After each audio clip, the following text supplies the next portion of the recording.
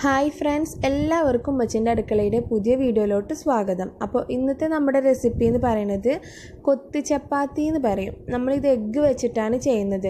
Chicken use ചെയ്തിട്ടും beef use ചെയ്തിട്ടും ഒക്കെ നമുക്കിത് ഉണ്ടാക്കിയെടുക്കാം കേട്ടോ. അപ്പോൾ വളരെ എളുപ്പത്തിൽ നമുക്കിത് തയ്യാറാക്കാൻ പറ്റുന്ന ഒന്നാണ്. അപ്പോൾ നമുക്കിത് എങ്ങനെ ഉണ്ടാക്കാമെന്ന് നോക്കാം. ഫസ്റ്റ് തന്നെ ഒരു ഫ്രൈ പാനിലോട്ട് അത്യാവശ്യത്തിനുള്ള ഓയിൽ ഒഴിച്ചു കൊടുക്കാം. കുറച്ച് കുഴിയായിട്ടുള്ള പാനാണ് എടുത്തിട്ടുള്ളത്. ഇതിലോട്ട് അരിഞ്ഞു വെച്ചിട്ടുള്ള 2 സവാള, ചെറുതായിട്ട് മുറിച്ചിട്ടുള്ള സവാളയാണ് 2 എണ്ണം എടുത്തിട്ടുണ്ട്, മീഡിയം വലുപ്പത്തിലുള്ളത്. അത് ഇട്ട് കൊടുക്കാം. ഇത് വാട്ടുന്നതിൻ്റെ കൂടെ തന്നെ 2 പച്ചമുളക് ചെറുതായിട്ട് മുറിച്ചതും, പിന്നെ അതുപോലെ ഇഞ്ചി വെളുത്തുള്ളി പേസ്റ്റ് 1 ടീസ്പൂണും എടുത്തിട്ടുണ്ട്, അതും കൂടി ഇട്ട് കൊടുക്കാം. എന്നിട്ട് നന്നായിട്ടൊന്ന് വഴറ്റിയെടുക്കുക. അത്യാവശ്യത്തിനുള്ള ഉപ്പ്, ഈ ഒരു ഉള്ളിക്ക് ആവശ്യമായിട്ടുള്ള ഉപ്പും കൂടെ ചേർത്ത് കഴിഞ്ഞാൽ പെട്ടെന്ന് വാടിക്കിട്ടും. അപ്പോൾ പാകത്തിനുള്ള ഉപ്പും കൂടി ചേർത്തിട്ട് നന്നായിട്ടൊന്ന് വഴറ്റിയെടുക്കണം. ഉള്ളി നല്ലോണം വാടിയിട്ടുണ്ടെങ്കിലേ ഉള്ളൂ നമ്മുടെ ഈ ഒരു കൊത്തി ചപ്പാത്തി ടേസ്റ്റ് ഉണ്ടാവുള്ളൂ കേട്ടോ. അപ്പോൾ നമ്മുടെ ചപ്പാത്തി ഫ്രഷ് ആയിട്ടുള്ള ചപ്പാത്തി വെച്ചിട്ടും ബാക്കിയായിട്ടുള്ള ചപ്പാത്തി വെച്ചിട്ടും ഒക്കെ ഇങ്ങനെ ഉണ്ടാക്കാം കേട്ടോ. ഇത് ഉള്ളി ഏകദേശം വാടിയ ശേഷം ഇതിലോട്ട് നമുക്ക് തക്കാളി ചേർത്ത് കൊടുക്കാം. ഞാനിവിടെ മീഡിയം വലുപ്പത്തിലുള്ള 1 തക്കാളിയാണ് എടുത്തിട്ടുണ്ടായിരുന്നത്. അപ്പോൾ അതും കൂടി നല്ല പോലെ ഒന്ന് വാട്ടിയെടുക്കുക. ശേഷം ഇതിലോട്ട് ഒരു 1/4 ടീസ്പൂൺ മഞ്ഞൾപ്പൊടി ചേർത്ത് കൊടുക്കാം. 1/2 ടീസ്പൂൺ മുളക് പൊടിയും കൂടെ ചേർത്ത് കൊടുക്കാം.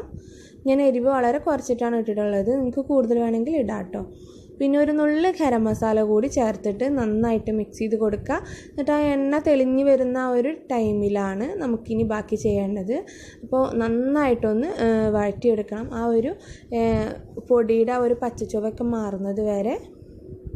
ഇപ്പോൾ ഏകദേശം അങ്ങനെ ആയിട്ടുണ്ട്. ഈ സമയത്ത് നമുക്കിതിലോട്ട് കുറച്ച് മല്ലിയില ചേർത്ത് കൊടുക്കാം. കറിവേപ്പിലയല്ല, ഇതിൽ മല്ലിച്ചപ്പ് തന്നെ ഇടണം കേട്ടോ, എങ്കിലും നല്ല ടേസ്റ്റ് ഉണ്ടാവുള്ളൂ. മല്ലിച്ചപ്പ് കൂടി ചേർത്തിട്ട് ഒന്നുകൂടെ ഒന്ന് ഇളക്കി കൊടുക്കുക. ശേഷം നടുഭാഗത്ത് കുറച്ച് ഇതുപോലെ ഗ്യാപ്പ് ഇട്ടിട്ട് അതിൽ കുറച്ച് ഓയിൽ ഒഴിച്ചു കൊടുത്തിട്ട് ആ സെൻറ്റർ ഭാഗത്തേക്കായിട്ട് ആ എണ്ണ ചൂടായ എണ്ണയിലോട്ട് 2 മുട്ട പൊട്ടിച്ചൊഴിക്കാം. അപ്പോൾ നിങ്ങൾക്ക് മുട്ടയുടെ ക്വാണ്ടിറ്റി വേണമെങ്കിൽ കൂട്ടാം. ഞാനിവിടെ 2 ചപ്പാത്തിക്ക് 2 മുട്ട എന്നുള്ള കണക്കിലാണ് എടുത്തിട്ടുള്ളത്. ഇനി ഒരു കാര്യം ശ്രദ്ധിക്കേണ്ടത് എന്താണെന്ന് വെച്ചാൽ, മുട്ട കുക്കാവുന്നതിന് മുന്നേ തന്നെ നമുക്കിതിലോട്ട് ചപ്പാത്തി ഇടേണ്ടതുണ്ട്. ചപ്പാത്തി നമ്മൾ തനിയെ അങ്ങ് ഇടാൻ പാടില്ല, നല്ല ചെറുതായിട്ട് മുറിച്ചിട്ട് വേണം ഇടാൻ. അപ്പോൾ ഈ മുട്ട ജസ്റ്റ് ഒന്ന് ഉള്ളിയിൽ ആദ്യം മിക്സാക്കി കൊടുക്കുക. കുക്കാവുന്നതിന് മുൻപേ തന്നെ നമ്മൾ ചപ്പാത്തി ഇതുപോലെ അരിഞ്ഞ് വെച്ചിട്ടുള്ളത് ചേർത്ത് കൊടുക്കാം. കുഞ്ഞു പീസസ് ആക്കിയിട്ട് മുറിച്ചിട്ടുള്ളതാണ്. അതൊക്കെ നിങ്ങളുടെ ഐഡിയക്ക് അനുസരിച്ചിട്ട് മുറിക്കുക, അല്ലെങ്കിൽ മിക്സിയിൽ ജസ്റ്റ് ഒന്ന് അങ്ങോട്ട് ബ്ലെൻഡ് ചെയ്തെടുത്താലും മതി കേട്ടോ. ഒരുപാട് പൊടിയാവരുത്. ഇതുപോലെ കുഞ്ഞു ക്യൂബ്സ് ആക്കിയിട്ട് മുറിച്ചെടുക്കുക. എന്നിട്ട് ഇതുപോലെ നന്നായിട്ട് അങ്ങ് വഴറ്റി കൊടുക്കുക.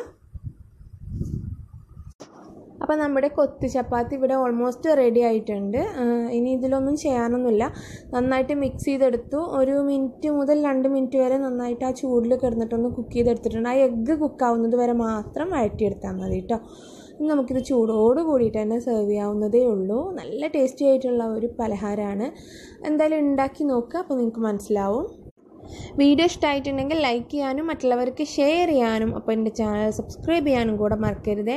അപ്പോൾ ചാനൽ സബ്സ്ക്രൈബ് ചെയ്ത് തന്നെ സപ്പോർട്ട് ചെയ്യുക. തൊട്ടടുത്തുള്ള ബെല്ലൈക്കൺ എനേബിൾ ചെയ്യാൻ മറക്കരുത്. അപ്പോൾ നമുക്ക് ഇൻഷാ അല്ലാഹ് അടുത്ത നല്ല അടിപൊളി വീഡിയോ ആയിട്ട് കാണാവേ. താങ്ക്